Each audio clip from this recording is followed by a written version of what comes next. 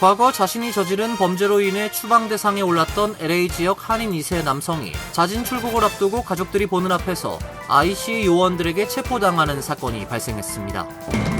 자신의 아들을 살해한 혐의로 재판을 받아온 한인 여성 그레이스 유 씨에게 징역 5년형이 선고됐습니다. 무죄 증명에 어려움을 겪어오던 유 씨가 검찰과 형량에 합의하면서 내려진 판결입니다.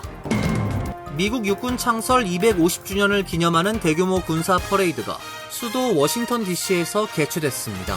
6,700여 명의 병력과 150여 대의 차량, 50여 대의 항공기가 동원됐으며 20만 명이 관람했습니다. 미국 전역에서 트럼프 대통령에 반대하는 시위가 잇따랐습니다. 일부 지역에선 총격으로 사망자가 나오기도 했으며 시위대를 향한 차량 공격과 경찰과의 마찰도 있었습니다. 중남부 지역에 극심한 폭우로 돌발 홍수가 발생해 최소 18명이 사망하는 등 비상사태가 선포됐습니다.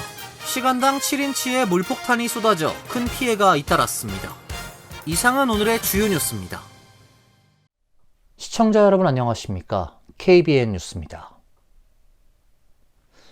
정부의 불법 이민자 단속이 이어지고 있는 가운데 과거에 저지른 범죄로 인해 추방 대상에 올랐던 LA 지역 한인 2세 남성이 자진 출국을 앞두고 가족들이 보는 앞에서 IC 요원들에게 체포당하는 사건이 발생했습니다.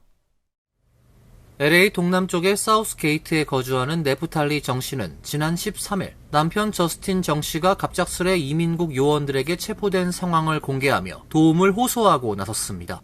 그녀는 남편이 이민국의 자진 출국 지침을 따르던 중 IC 요원들에게 갑자기 끌려갔다며 한국으로 자진 출국하기 위해 비행기표를 구입했고 출국을 위해 예약 당일인 지난 13일 차를 타고 집을 나서는데 IC 요원들이 차를 둘러싸고 막은 뒤 남편을 체포했다고 당시 상황을 전했습니다.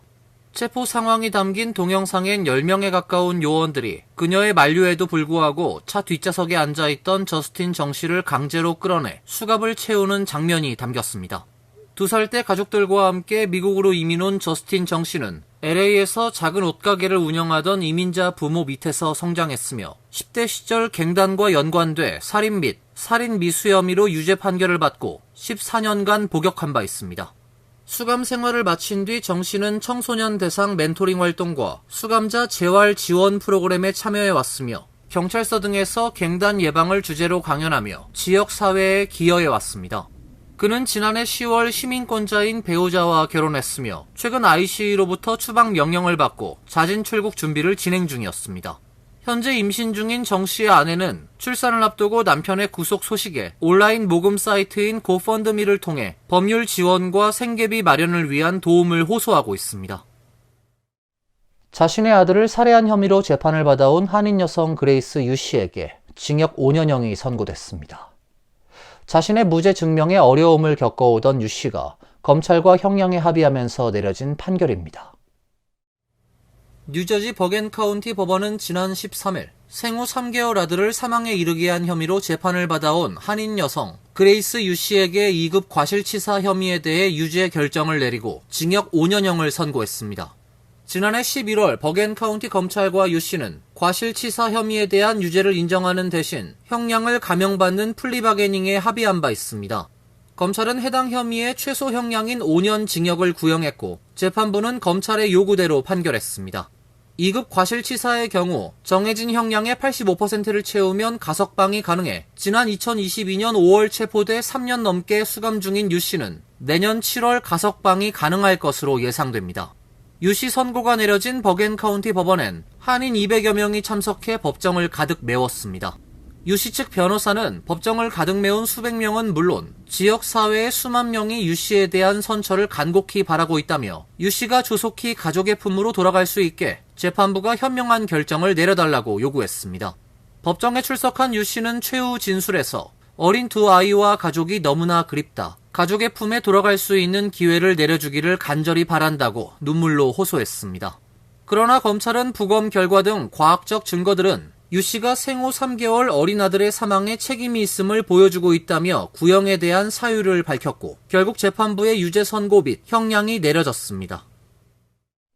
미국 육군 창설 250주년을 기념하는 대규모 군사 퍼레이드가 수도 워싱턴 DC에서 개최됐습니다. 걸프전 축하 퍼레이드 이후 34년 만에 열린 퍼레이드는 6,700여 명의 병력과 150여 대의 차량, 50여 대의 항공기가 동원됐으며 20만 명이 관람했습니다. 육군 창설 250주년을 기념하는 대규모 군사 퍼레이드가 개최됐습니다. 지난 토요일 오후 6시부터 워싱턴 DC 중심가에 위치한 내셔널몰 북측을 따라 동서로 뻗어있는 도로인 콘스티튜션대로 약 1마일 구간에서 진행됐습니다. 육군 의장대의 행군식과 예포, 국기 개양 의식으로 시작된 퍼레이드는 독립전쟁, 남북전쟁 등에서 군인들이 입었던 대륙군 복장을 한 병사들의 행진이 이어졌고 제1차 세계대전과 2차 세계대전, 한국전쟁, 베트남전쟁, 걸프전쟁, 테러와의 전쟁 등 미국이 치른 전쟁에 군복을 입은 장병들과 군용 차량, 전차 등이 차례로 행진했습니다. 육군은 이날 퍼레이드에 6,700여 명의 병력과 150여 대의 차량, 50여 대의 항공기와 로봇개 등이 동원됐다고 밝혔습니다. 2차 대전에서 활약한 셔먼 전차, 브래들리 장갑차, 팔라딘 자주포 등이 퍼레이드 코스를 지났고 F-22, F-35 항공기와 아파치, 블랙호크 등 헬기가 상공을 비행했습니다. 트럼프 대통령은 멜라니아 여사, J.D. 벤스 부통령 등과 백악관 남측에 설치된 관람대에서 행진하는 군인들에게 거수 경례와 박수로 화답했습니다. 육군은 이날 행사에서 20만여 명이 몰린 것으로 추산했습니다. 오전부터 입장객이 행사장 주변에 줄지어 섰고 퍼레이드가 시작된 이후에도 지속해서 사람들이 행사장을 향했습니다. 이날 군사 퍼레이드는 워싱턴 DC 밤하늘을 수놓은 화려한 불꽃놀이로 막을 내렸습니다. 미국 전역에서 트럼프 대통령에 반대하는 시위가 잇따랐습니다. 대부분의 지역에선 평화롭게 진행됐지만 일부 지역에선 총격으로 사망자가 나오기도 했으며 시위대를 향한 차량 공격과 경찰과의 마찰도 있었습니다. 미국 전체 50개 주 2천여 곳에서 수백만 명이 참여하는 트럼프 행정부에 반대하는 노킹스 시위가 펼쳐졌습니다. 뉴욕과 필라델피아, 시카고 등 주요 도시에서 도심행진이 이루어졌으며 각 지역 경찰은 대부분의 집회가 평화롭게 이루어졌다고 전했습니다. 하지만 일부 지역에서는 소요 사태가 벌어져 여러 명이 다쳤으며 경찰이 진압에 어려움을 겪기도 했습니다. 유타주 솔트레이크 시리에서는 약 10,000명이 모인 도심 집회 현장에서 총격이 발생해 1명이 사망했습니다. 버지니아주 캘페퍼에선 시위대가 집회 현장을 떠날 무렵 한 SUV 차량이 군중을 향해 돌진하는 바람에 1명이 차에 치여 다쳤습니다. 경찰은 이 차량 운전자인 21세 남성을 체포했습니다.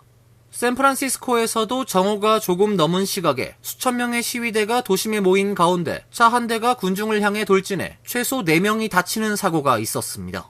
오리건주 포틀랜드에선 일부 시위대가 IC 청사 앞으로 몰려가 시위를 벌였고 연방 당국 요원들이 이들을 해산시키기 위해 최루탄과 섬광탄, 고무탄 등을 발사했습니다. LA에서는 저녁 무렵 도심에서 경찰이 화학 자극제를 사용해 시위대를 해산시키려 하자 일부 시위대가 돌과 벽돌, 물병 등을 던지며 저항했습니다. LA 경찰국은 전날부터 이날 아침까지 35명을 통행금지 위반으로 다른 3명을 해산 명령 불응 저항 등 혐의로 체포했다고 밝혔습니다. 정치적 동기로 인한 표적 총격으로 미네소타주 주의원 부부가 사망했고 또 다른 의원 부부는 중상을 입었습니다. 미네소타주 경찰은 14일 민주당 소속 주 하원 의원 멜리사 호트먼과 그의 남편 마크가 총격 사망했고 주 상원 의원 존 호프먼과 그의 아내 이베트는 중상을 입고 병원에 입원 중이라고 밝혔습니다. 총격 사건은 두 의원의 자택에서 각각 발생했습니다.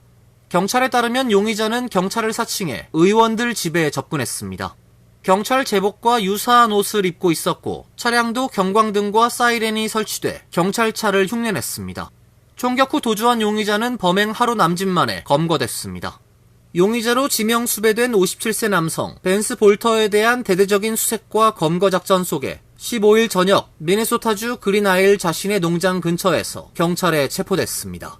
볼터는 프레토리안 가드 시큐리티란 보안 업체에서 근무하는 직원으로 보안 순찰 책임자로 근무하며 미군으로부터 훈련을 받았던 것으로 나타났습니다. 팀 월즈 미네소타 주지사는 이번 사건이 정치적 동기에 따른 암살 시도로 보인다고 밝혔습니다. 미국 입국 심사 강도가 높아지면서 미국 출장을 준비하는 기업들의 고심이 깊어지고 있습니다. 한국 기업들은 출장자들을 대상으로 입국 시 주의사항을 환기하는 등 급변하는 정세를 예의주시하는 모습입니다. 업계에 따르면 최근 삼성전자는 사내 출장 시스템에 미국 LA 시위 관련 안전 유의사항을 공지했습니다. 현지 체류 중 출장자는 시위 지역 방문 금지, 가급적 LA 공항이 아닌 대체 공항 이용 권장 등의 내용이 담겼습니다. 최근 격화하는 현지 시위에서 출장 직원들의 안전을 지키기 위한 것으로 풀이됩니다. 다른 기업들도 상황이 장기화할 경우 별도 출장 안내할 예정인 것으로 알려졌습니다. 공항에서의 입국 심사가 강화됨에 따라 이와 관련한 가이드라인을 마련하는 기업들도 나타나고 있습니다. 최근 미국 입국 심사 시 체류 목적, 직업, 재정 상태뿐 아니라 거래처 연락처까지 묻는 등 질문들이 더 정교하고 까다로워졌습니다. 실제 지난달 미국에 출장 온 한국 기업 직원이 입국을 거부당한 사례도 있었던 것으로 알려졌습니다. 주로 이스타로 출장을 다녔던 기업들엔 불확실성이 커진 상태입니다. 이스타 발급 대상자 중 입국이 거절되는 사례가 나타나면서 기업들은 직원들에게 유의사항을 당부하고 있습니다. 삼성전자는 취지에 맞지 않은 출장 운영으로 입국 취소되는 사례가 빈번하게 발생하고 있다며 1회 출장 시 최대 출장 일수는 2주 이내로 하고 2주 초과 시 조직별 해외 인사 담당자에게 문의해달라고 고지했습니다. 불법 이민자 단속 강화 움직임을 보이던 정부가 ICA에 농장과 호텔, 식당에서의 단속 중단을 지시한 것으로 파악됐습니다.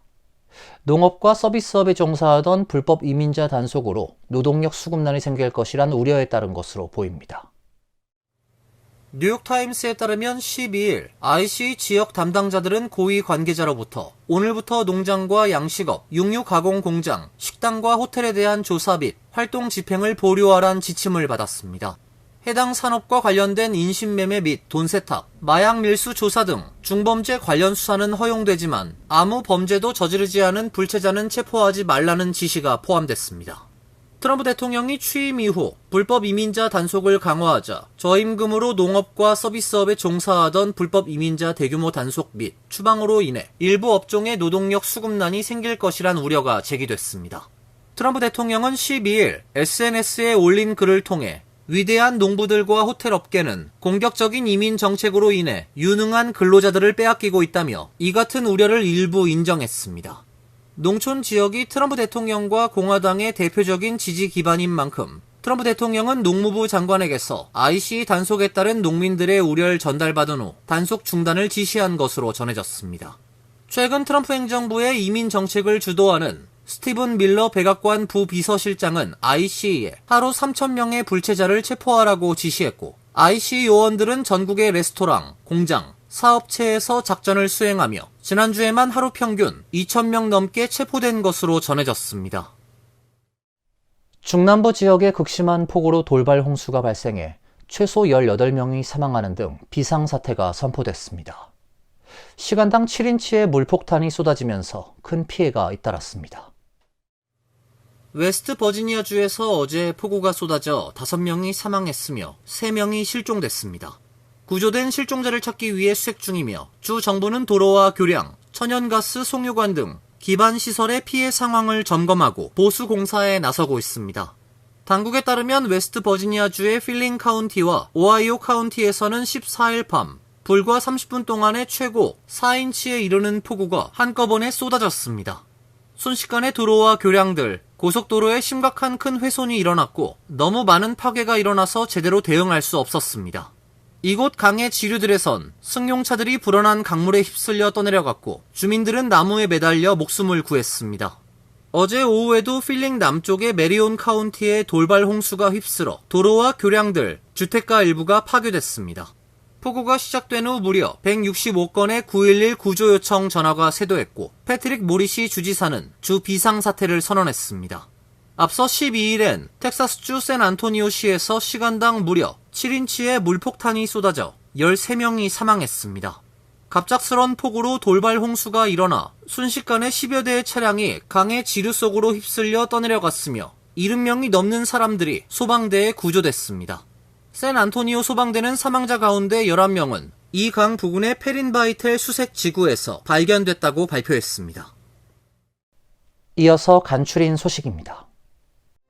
워싱턴 포스트에 따르면 국무부는 미국 입국을 제한하는 국가 명단에 36개국을 추가하는 방안을 고려하고 있는 것으로 알려졌습니다. 기존 19개국 국민의 입국을 전면 금지하거나 부분적으로 제한했는데 그 대상을 대폭 확대하려는 것입니다. 워싱턴 포스트가 입수한 문건에 따르면 국무부는 36개국이 국무부가 정한 새로운 기준과 요건을 충족하지 못해 입국 제한이 필요하다는 입장입니다. 36개국은 이집트, 앙골라, 카메룬 등 아메리카 국가가 다수이며 도미니카, 코트디부아르 등 카리브해 국가, 파키스탄, 캄보디아 등 중앙아시아 국가 등이 있습니다. 국무부는 해당 국가들의 60일 내로 국무부의 기준과 요건을 충족해야 한다고 통보했으며 이를 위한 계획을 오는 18일 오전 8시까지 국무부에 제시하라고 했습니다. 도널드 트럼프 대통령이 13일 일본 제철이 US 스틸에 투자할 수 있도록 길을 여는 행정명령에 서명을 했습니다. 행정명령은 일본 제철이 미국 정부가 제출한 국가안보협정을 준수하는 것을 전제로 한다는 내용을 포함하고 있습니다. 그러나 국가안보협정의 조건을 구체적으로 명시하지 않았습니다. 행정명령은 일본 제철이 2028년까지 약 110억 달러를 신규 투자하며 미국 정부에 황금 지분을 부여한다고 밝혔습니다. 황금 지분은 미 정부가 국가안보 이익 보호를 위해 거부권을 행사할 수 있는 권한입니다. 일본 제철과 US 스틸은 공동 성명에서 두 회사가 법무부의 검토를 완료했으며 필요한 모든 승인을 받았다며 파트너십이 조속히 최종 마무리될 것으로 예상된다고 밝혔습니다. 이상현 전 버지니아주 페어팩스 시의원이 연방교통부 해상청장 대행에 임명됐습니다. 연방교통부는 지난 12일 이 씨를 해상청장 대행에 임명했다고 발표했습니다. 이 씨는 해상청장 대행으로서 상업 해운과 군사 수송작전을 지원하는 핵심 인프라를 유지하고 현대화하는 해상청의 업무를 총괄하게 됩니다. 또 해운산업 인력 강화, 혁신 촉진, 산업 간 협업 확대 등 해양 운송 시스템을 더욱 견고하고 준비된 체계로 구축하는 연방교통부의 이니셔티브를 이끌 예정입니다. 4세 때 미국에 이민 온 한인 2세인 이 청장 대행은 미국을 위해 봉사하고 글로벌 무대에서 미국 상선이 새로운 전성기를 맞이할 수 있도록 주도적인 역할을 하게 되어 영광이라고 소감을 밝혔습니다. 연방법원이 도널드 트럼프 대통령의 유권자 등록 시 시민권 증명을 요구하는 행정명령 시행에 제동을 걸었습니다. 연방법원 매사추세츠 지법은 13일 신규 유권자 등록 시 시민권 증명을 요구하는 트럼프 대통령의 행정명령 시행을 소송 결과가 나올 때까지 금지하는 가처분 명령을 내렸습니다. 지난 3월 트럼프 대통령은 연방선거 참여를 위한 유권자 등록 시 시민권 증명을 의무화하는 내용의 선거제 개편 행정명령에 서명을 했습니다. 하지만 법원은 헌법은 대통령에게 선거에 대한 특정 권한을 부여하지 않는다며 중단을 요구하고 해당 행정명령에 포함된 우편투표 접수 마감일을 선거일 당일로 강제하고 불응하는 주 정부에 대해 연방자금 지원을 중단하는 조항의 시행도 차단했습니다. 환율과 증권 소식입니다.